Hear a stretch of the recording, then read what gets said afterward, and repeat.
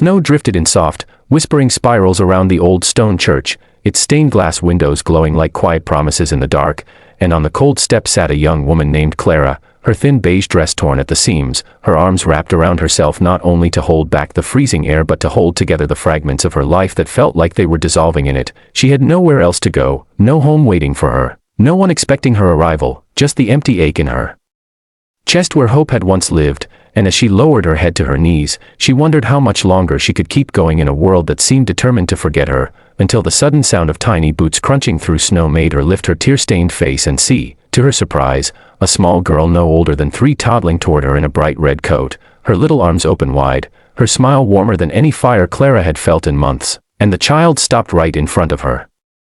and said in a sweet, earnest voice, "I think you need a hug," before wrapping her tiny arms around Clara's shivering shoulders with a sincerity so pure it pierced straight through the icy walls around her heart. Clara froze, stunned not by the cold but by the unfamiliar sensation of comfort, a comfort she hadn't tasted since she'd lost her family, her job, her footing, and herself, and tears spilled silently down her face as the little girl held on even tighter as though hugging someone forgotten was the most natural thing in the world, and when Clara managed to whisper, Why would you hug me?" the child simply replied, "Daddy says hugs make sad people warm again," and that was when Clara noticed the well-dressed man standing a few yards behind, watching with an expression that wasn't judgment but concern, a man who looked like he belonged anywhere except in the life of a stranger like her. Yet he stepped closer with careful, respectful steps and knelt near them, saying softly, "I'm sorry if she startled you, she just has a big heart, and she goes where it tells her to," and his voice was steady, warm, the kind of voice that carried safety without saying so. Clara shook her head, wiping her face, barely able to speak through the lump in her throat. "No, she didn't scare me. I just haven't. I haven't been hugged in a long time," and the man's eyes softened even more as he offered his coat, which she hesitated to take until the little girl tugged on her sleeve and said, "Please be warm," and somehow the tiny plea melted the last bit of resistance inside her, allowing her to slip into the coat that felt like stepping into a borrowed moment of dignity, and for the first time in years Clara felt seen, really seen, as the man introduced himself as Daniel and then gently asked what had happened to bring her here alone in the snow. Clara didn't know why the words came pouring out, maybe because the night was too cold for lies or maybe because this little family had shown her more kindness in 5 minutes than the world had in 5 months, so she told them everything, the fire that destroyed her small apartment, the job she lost soon after, the friend who said she could stay a week but kicked her out after 2 days, the endless cycle of trying to get back on her feet only to fall even harder, and while she spoke, Daniel didn't interrupt, didn't look away, didn't pity her, he listened like her story mattered, like she mattered, while the little girl, whose name, she learned, was Lily, held her hand like she was afraid Clara might disappear if she let go. When Clara finally fell silent, exhausted from the weight of her own truth, Daniel took a slow breath and said, "No one should have to endure that alone. Come inside with us for tonight, the church is warm, and they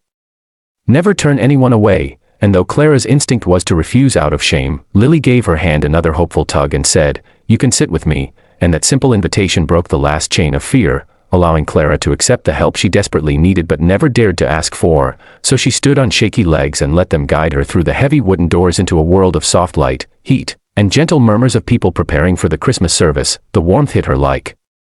a wave and she nearly cried again from the shock of comfort, from the realization that she was no longer alone in the cold, and as she sat beside Lily in the front pew, the little girl leaned her head on Clara's arm and whispered, "See,